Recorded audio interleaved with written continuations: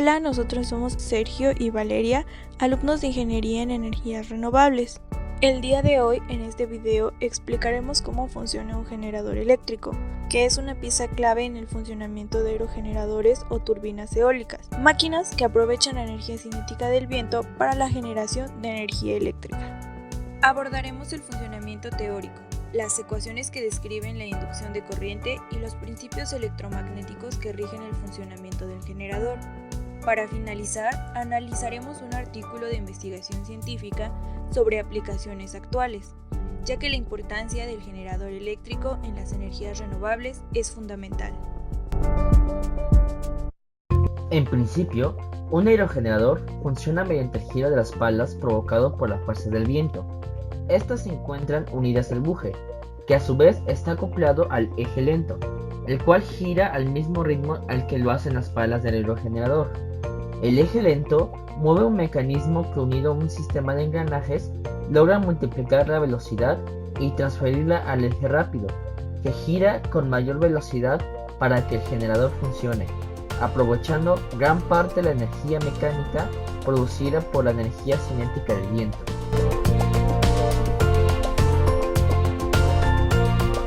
Uno de los componentes más importantes para el aerogenerador es, por supuesto, el generador eléctrico, que se encuentra en el interior.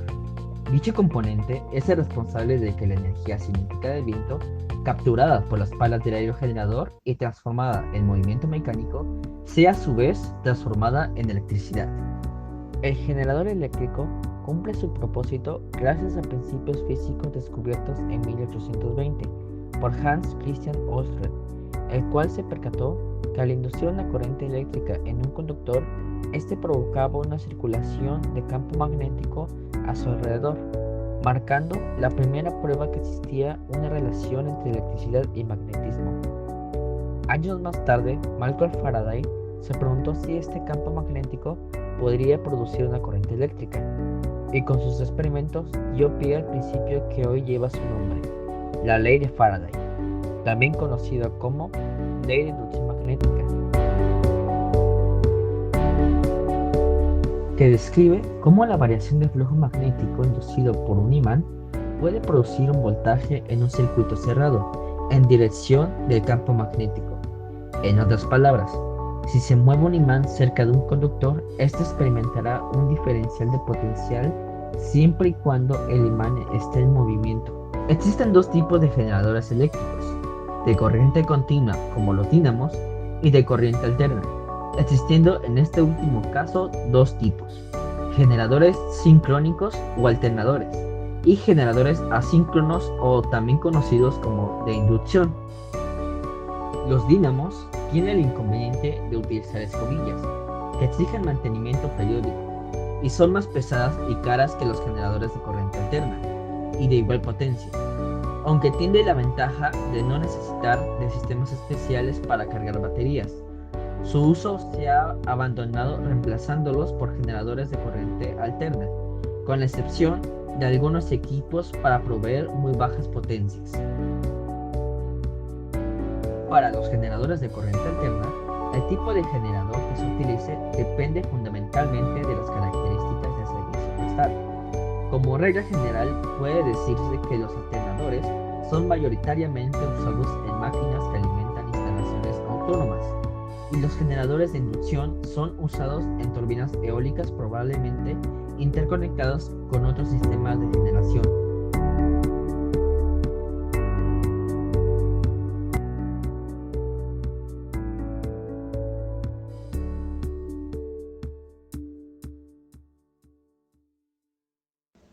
Esto es así, ya que los generadores de inducción tienen la enorme ventaja que, una vez en marcha y conectados a la línea de distribución, giran a una velocidad constante impuesta por la frecuencia de red, entregando más o menos energía según la intensidad del viento, pero siempre rotando al mismo número de revoluciones. Dicho de otra manera, los aerogeneradores no requieren de costosos sistemas de regularización de velocidad, ventaja a la que se adiciona la apreciable diferencia de costos entre un generador asíncrono y un alternador de la misma potencia. Es importante destacar que los generadores síncronos necesitan tomar energía de la red, para mantener la corriente de magnetización. De interrumpirse esta conexión, la máquina deberá de ser frenada para evitar su aceleración. Los generadores sincrónicos, aunque tienen un mayor rendimiento potencial, deben operar a velocidad constante si se quiere mantener fija la frecuencia. El mantenimiento del número de revoluciones, acorde con la frecuencia de línea, es función exclusiva del motor que los impulsa, en nuestro caso, el rotor eólico, siendo necesarios elaborados sistemas de control. Distinto es el caso de las aplicaciones en que la única fuente de abastecimiento es el aerogenerador. En ellos, el uso de generadores sincrónicos es casi obligatorio, pero no tan crítico el mantenimiento de la frecuencia de la corriente alterna generada, pues por lo general los equipos a alimentar toleran variaciones en la frecuencia. Es un hecho también que la variabilidad de recurso exige en muchas instalaciones aisladas acumular energía en baterías y desde ellas alimentar la demanda. En estos casos, la frecuencia no tiene ninguna importancia, pues habrá rectificadores que transformarán la corriente alterna en corriente continua. La diferencia entre un generador eléctrico de inducción y uno iónico radica principalmente en el rotor, ya que los generadores síncronos se componen de un imán o electroimán, mientras que el de los motores asíncronos pueden ser de dos tipos, jaula de ardilla o bobinado. En ambos tipos de generador, la velocidad de giro del campo magnético se conoce como velocidad de sincronismo. Sin embargo, en el caso del generador síncrono, el motor gira a la misma velocidad que el campo magnético. Es obvio entonces que la utilización de alternadores responde en estos casos a la búsqueda de menores costos y mejores rendimientos y no a una característica de servicio. El acoplamiento entre el rotor eólico y el generador se realiza a través de una caja multiplicadora. Su empleo es necesario pues a medida que crece el diámetro deben limitarse las revoluciones por minuto del rotor para evitar que las puntas de las palas trabajen a velocidades que comprometan la resistencia de los materiales empleados o induzcan vibraciones perjudiciales. Por otra parte, los generadores comerciales requieren girar a velocidades que están entre 1000 y 3000 revoluciones por minuto, dependiendo de sus características constructivas y de la frecuencia a obtener.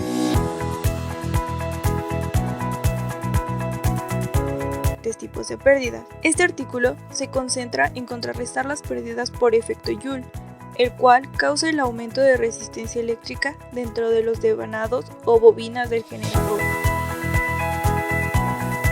Esto sucede en generadores eléctricos convencionales debido a que emplean embobinados de cobre, que al sufrir un aumento de temperatura dentro de los devanados, tienen como consecuencia que la resistencia también aumenta.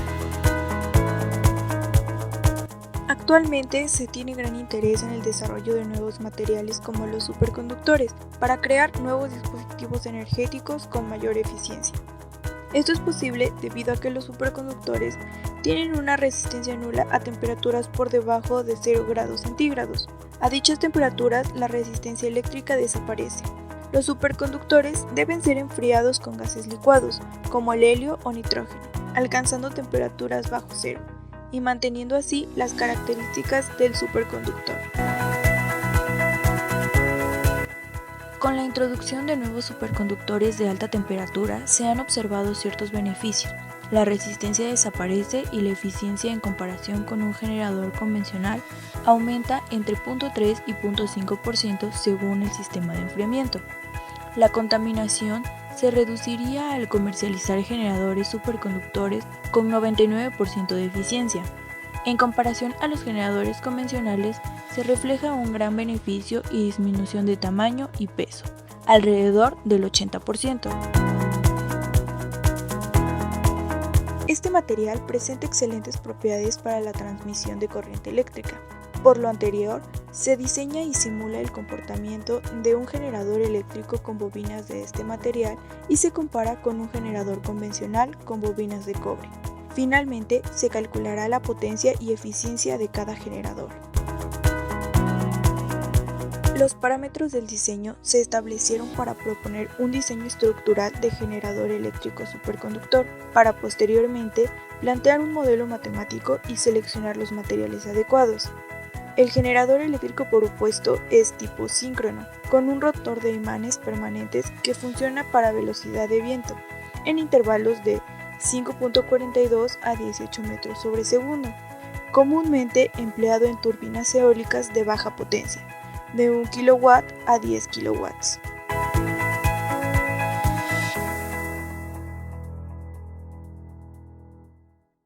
Algunos datos técnicos que se proponen para la bobina HTS se enlistan en la siguiente tabla.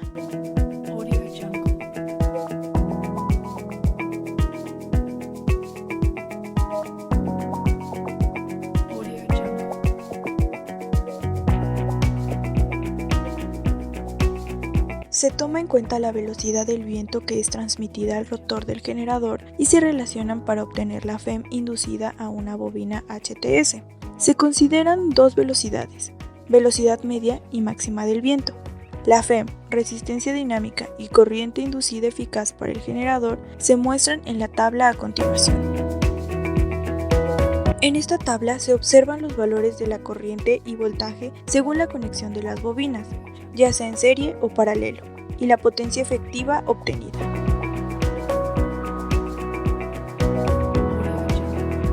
Recopilando la información anterior, la potencia eléctrica efectiva resultante de ambos generadores se muestra en la siguiente tabla.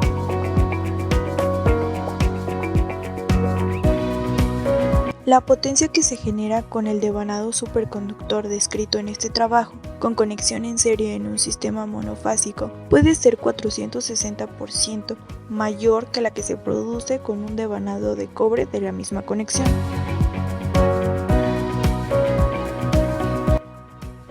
La generación de energía eléctrica a través de los años ha evolucionado con cada innovación tecnológica que la ciencia moderna ha permitido.